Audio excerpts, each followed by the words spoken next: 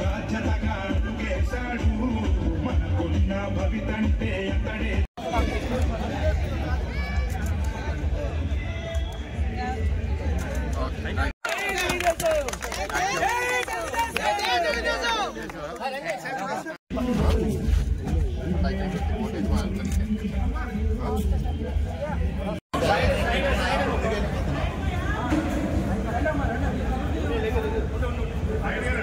తమ్ముడు జైలు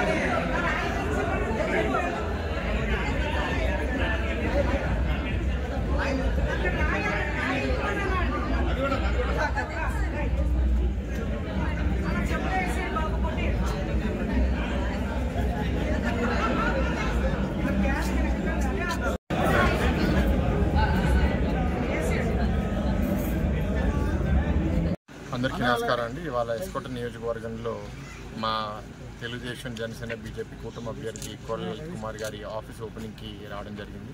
అయితే ఇవాళ ప్రచారం కోసం కూడా పర్మిషన్ పెట్టి పుణ్యగిరి గ్రామంలో ప్రచారం మొదలుపెట్టాం. అయితే మిగతా పార్లమెంట్లు కూడా ప్రోగ్రామ్స్ ఉండడం వల్ల తొందరగా వెళ్లాల్సి వస్తుంది. ఇంకా ప్రచారం కంటిన్యూ అవుతుంది.